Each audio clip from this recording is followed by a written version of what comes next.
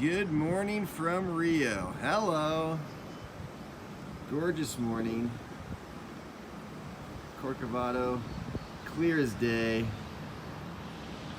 City looking beautiful. Two Brothers looking beautiful. Ipanema looking beautiful. All right, we just got the drone calibrated, ready for takeoff. Today is going to be an epic day.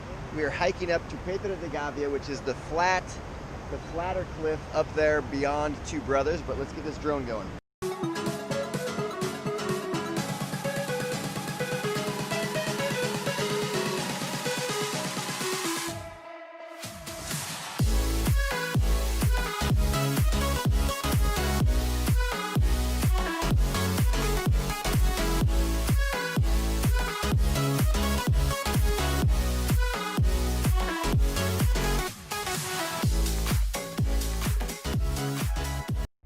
So one thing you absolutely have to get when you come to Brazil is the acai. It is the best in the world. We're on our way to hike Pedra da Gavea. Got these little to-go cups. Funky fresh, how is it? That's not an exaggeration, folks. It is that good. Acai in Brazil is muito bom.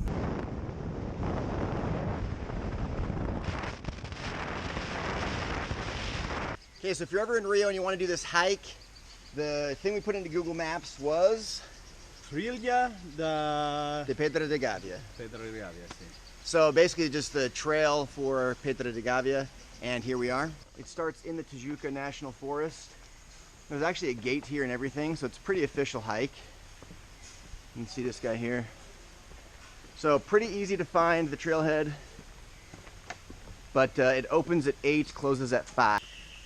These yellow arrows are quite handy. So if you're wondering which way to go, follow the yellow arrow, not the brick road. All right, we've been going for about 20 minutes or so. Takes about 2 hours. Pretty cool trail, very shaded, at least for now. Garrett's back there with the heavier pack. He's carrying the drone, most of our food. So we're gonna see if we can get it in under 2 hours. So wish us luck.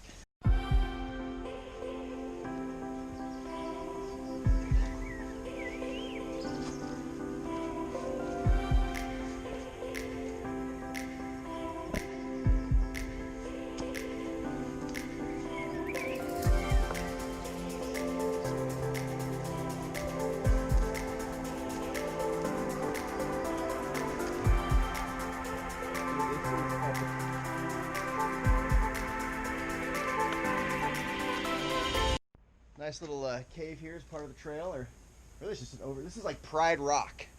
This is seriously, it's kind of like Pride Rock, except Pride Rock didn't have graffiti on it. But here we go. We're a little lost. We've got some amigos here though helping us out. Hablas comigo, my friend. Let's go, let's go. Let's go, let's go. He knows that much in English, which is more than I know in Portuguese. We don't know the way to go though. Okay, guys, we got some monkeys here.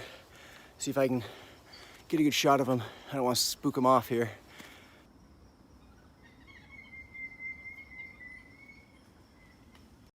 Okay, we picked up some friends along the way. Locals, brasileiros. I don't know if they're from Rio, but they are Brazilian. We just came up this little waterfall here. Let's go, let's go. See? It's been determined that I have long legs. They have short. Aparecer no meu Instagram daqui a pouco, meu Instagram. Fazer uma história no Instagram. Huh? Do you use Instagram? Instagram. Yes. Seen. Okay, so again, if you're doing this hike, Pedra da Gavea, there's gonna be a spot where there's no more yellow arrows. There's that big Pride Rock thing, the graffiti rock. You're gonna go straight under it and right up the little canyon to where there's a little waterfall, a little stream coming down. Just keep going up that till you get to the top, and then you take a left. One thing I can say is that living in Utah at about almost 5,000 feet in elevation, this hike goes from sea level up to about 2,800 feet. So even at the top, we're not as high in altitude as where I live. So hikes, like, you get a little bit tired, you're sweaty, but the breathing is significantly easier here than it is in Utah where you're hiking up to 10,000 feet and stuff. So those of you that live at high elevations, we've got an advantage when it comes to hiking.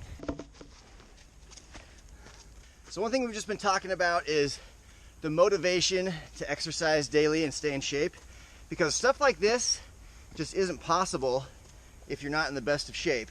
Not saying we're specimens, but Garret, for instance, in fact, hit the like button for Garret. He's toting the big pack. He's also in the process of losing some weight. Been doing a fine job, by the way. But hit the like button if you like to work out every day. Comment below what motivates you to work out, because for me, I just feel good. I can do fun stuff like this, and so I want to know what your motivation is for exercising every day. 800 meters to Pedra da Gavea. Little break here. We're getting a lot closer. Look at this view, but make sure I don't fall off here. We're going up there. So we're actually pretty close. Steep stuff ahead, but a little water break, waiting for Garret to catch up, and we'll see you guys at the top. Apparently on this section, some people have a guide and equipment and stuff. Like these guys have harnesses and ropes and helmets, but I think we're gonna be just fine going up this crack. Just Free solo. Free solo. Yeah, this is our free solo. Our free solos right now. Our amigos here, they might be a little bit more scared. Hello, my friend. Let's go, let's go. Yeah, I kind of want to go first because I know I'm going to go faster. By the way, did we check out the view? Come on, amigo. Let's go. Let's go, let's go, let's go. Bora, porra. Puxa isso, morremos raspado. You guys from Rio? I don't understand. Rio. Rio? Rio? You? Yes. Rio? There's São Paulo? Yeah, from São Paulo. São Paulo? This guy also São Paulo. Yeah. Oh, he's with your group. Okay, cool. One hand this just to get the shot. Hopefully we don't capture my death here. Hopefully we do. Garret says hopefully we do. Yeah, this isn't so bad. Gabi.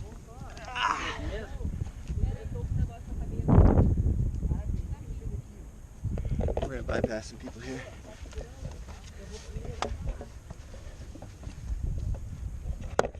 Oh yeah, this is nice. Boy. Are you all from Sao Paulo? I think they are.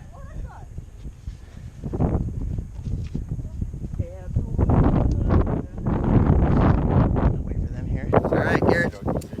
Summiting here his free solo above the Baja.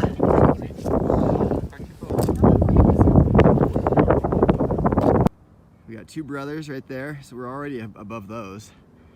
Sick beach, and then over there, check this out, Corcovado. This is so cool. These guys are scaling around the outside of this thing.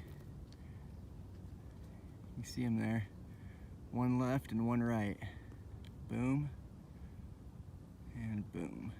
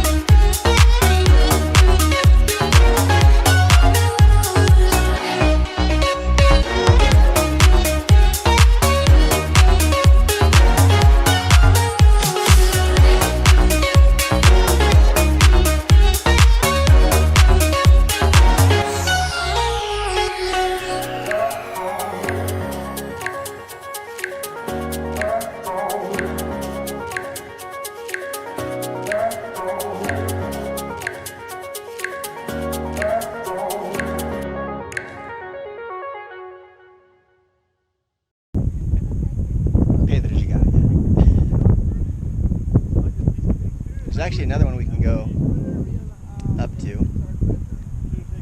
That one up there is also part of this, but not too many people up here. Deserts and cliffhangers. Oh, I don't want to get a picture there. The scariest part about this picture is watching people walk up to it. Oh my gosh.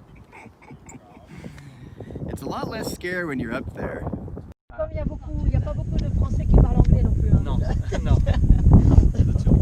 Garrett just showing off with his French. I actually think that Portuguese sounds like Spanish with a French accent. Yeah. This is the top of Pedra da Gavea. Do my patented lay down. Very bright.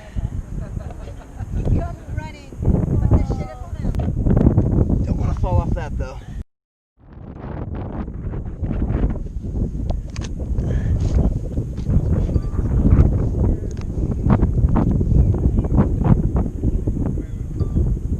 I got an amigo here. He's from Sao Paulo. Hello, yes. And he's going to teach us about this favela here. Okay, tell us about it. Yes, that one is the biggest favela in South America or Latin America, I don't know where exactly. And there is 200,000 inhabitants. 200,000 people right there.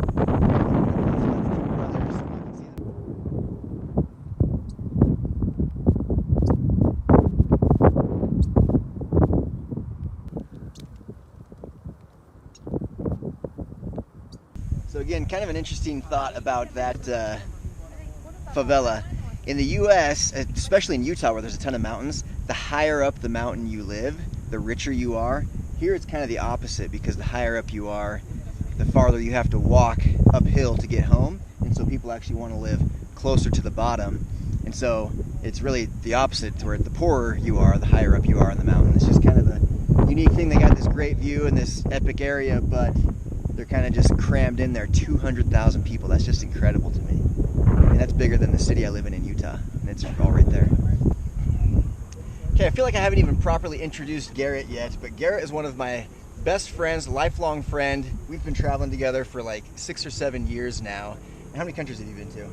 Like 52, I think. So he's just bragging because it's a little bit more than me. But you should check him out on Instagram, @Team Garrett. I'll put it here in the video, but check him out on Instagram. We've been everywhere, and this is what, your 4th time to Brazil? It's my 3rd, so he's got me beat again. But what's the favorite place you've ever been to? This right here is one of the top of the list, obviously. I would take Tahiti and Costa Rica up there as well. Those are two of my favorites. So there you have it. Tahiti and Costa Rica are amazing. He speaks French. Everyone up here today has been French, so we'll put some clips in there of that as well. But this is Garrett. Check him out on Instagram, @Team Garrett.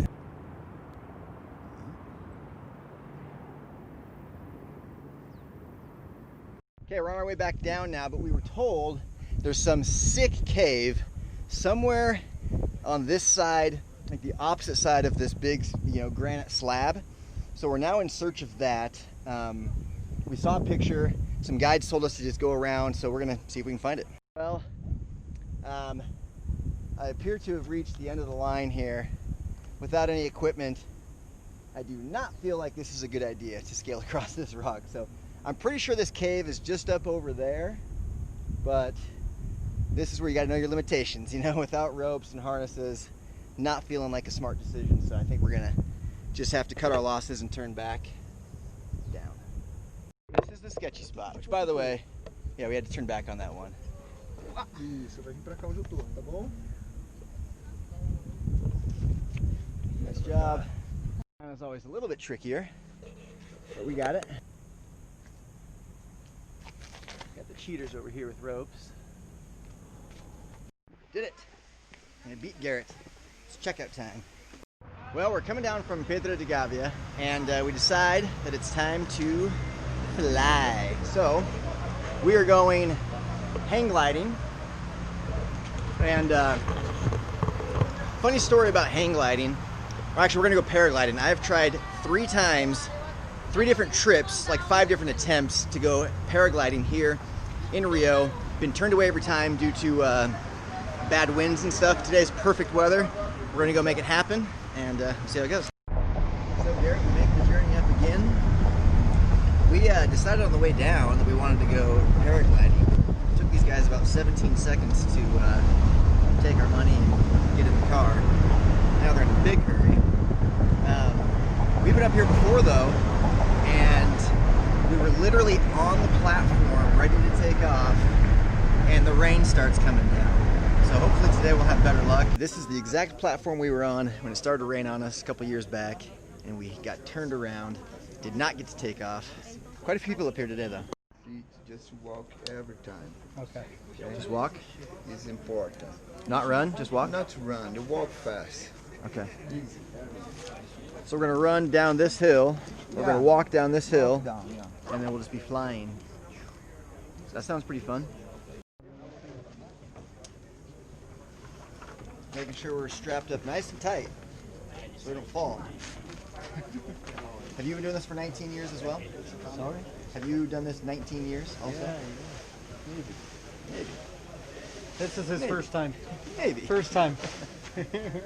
Your first time paragliding? My first time paragliding, yeah. Your first I've time done too, hang yeah? gliding. Yeah, it's my first time It's your today. okay, perfect. Yeah, we'll help each other. Okay, you don't sit here, you don't stop, you don't jump. You keep walking and then running. Walk, we fly. Okay, so just walk, walk, walk. No jump. More fast, more. Okay, Yeah, good? Yeah, it's So nice. it's kind of like a run. Okay, Very nice. thank you. I passed the practice test. Got the girls' bicycle helmet, and I got the snowboarding helmet.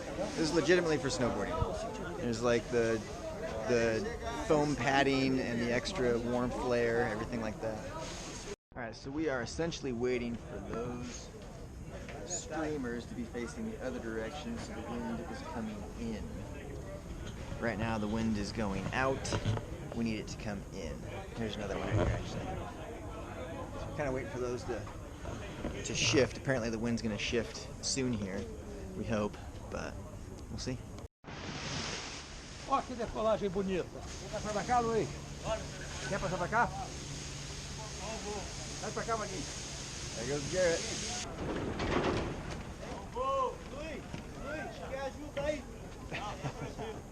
So, several hang gliders have gone. There was a paragliding group here in front of us, and they have not gone yet. Garrett and his instructor skipped ahead of them. And I'm saying it softly because I've been told by this guy over here that the instructor that was here first, quote, has fear, and that's why they have not gone yet. So there's been 7 or 8 people that have gone, but the line is being held up by this one group here. Waiting for the wind.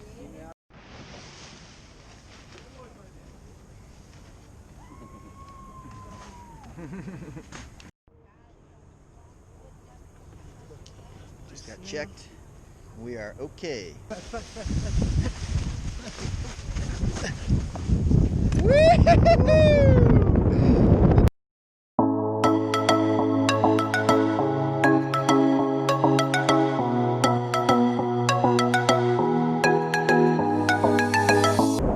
So when we land, what do I do when we land? I just run? He doesn't. His communication is minimal here. So I'm going to assume that when the ground gets close, I just brace for impact and run a little bit.